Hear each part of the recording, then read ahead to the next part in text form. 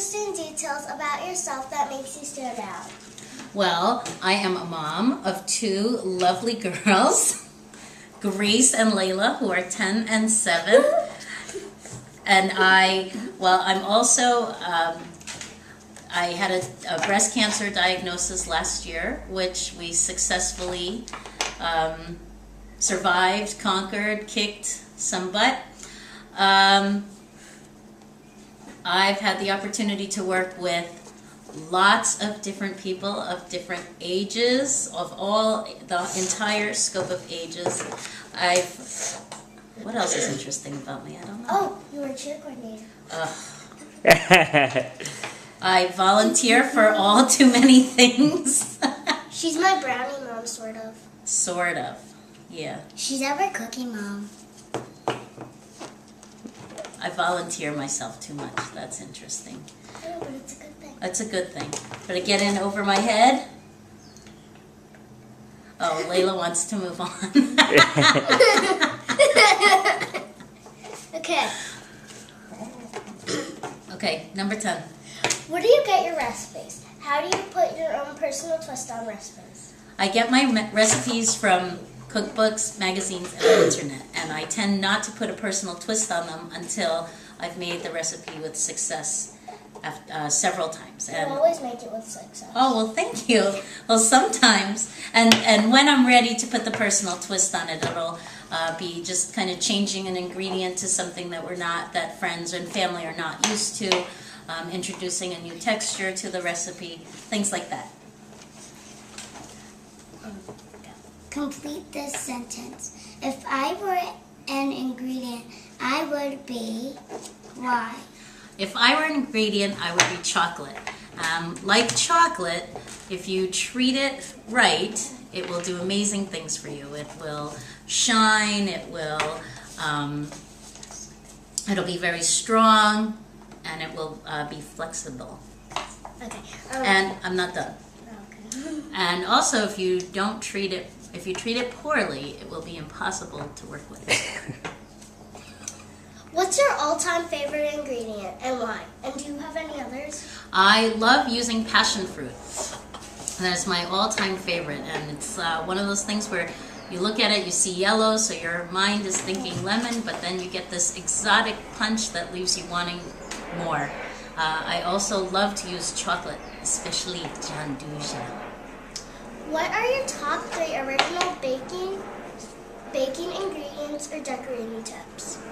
My top 3 would be, if you have, this always happens in our house. We buy a lot of fruit and we don't have the time to eat it or use it. So if you have if you're in that situation, store your near ripened fruit in the refrigerator, so that'll slow the ripening process. And then if you're still at the point where you can't use it, then slice it up and freeze it, and then you could use it for smoothies. That's one. And if you're like me, I like to buy chocolate in bulk, so you can divide a slab of chocolate into 1-pound pieces and then triple wrap them so that you can store it for a longer period of time.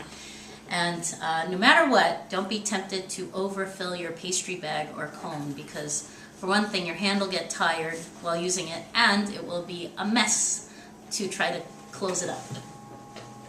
Are you competitive in nature? And please give example. Yes, I am very competitive in nature, though you can't really tell from the outside.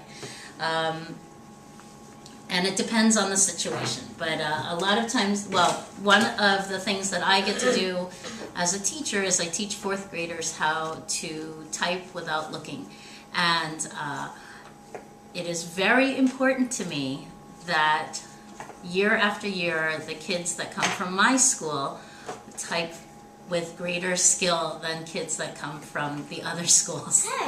Hey, but I taught you, so you don't have to worry. So that's pretty important, and it's a great sense of pride, and year after year, the kids at my school definitely know that. I also take a lot of pride in the fact that Grace and Layla are exceptional tumblers, and they do really well at cheer.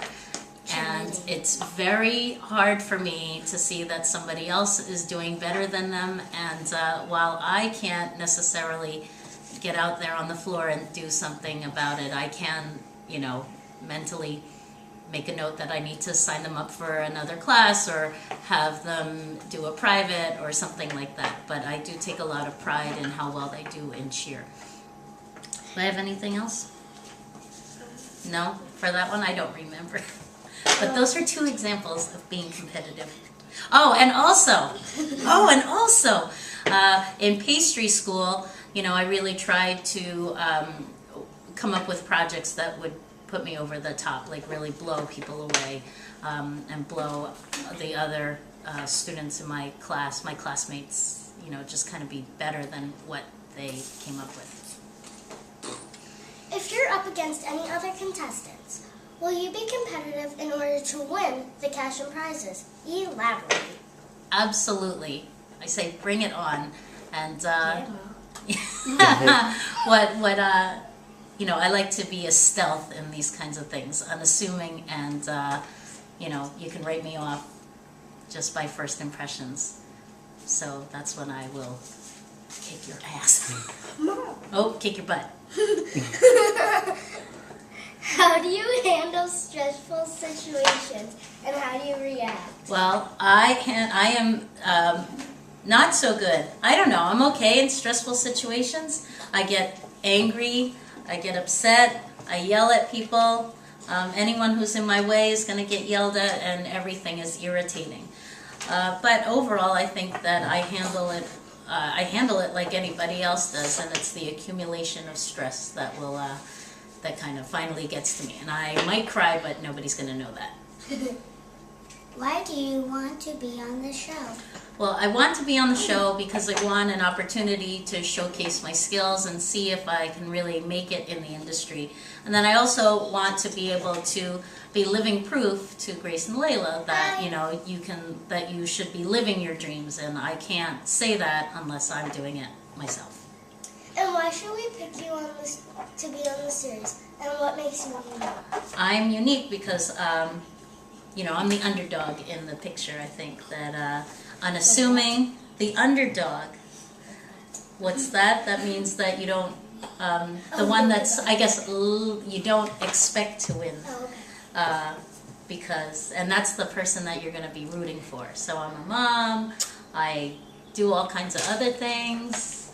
I'm a breast cancer survivor, which I guess on the one hand I'm not so happy to talk about, but it's there, and I wouldn't have been able to do it without you guys. So I have great support of family and friends.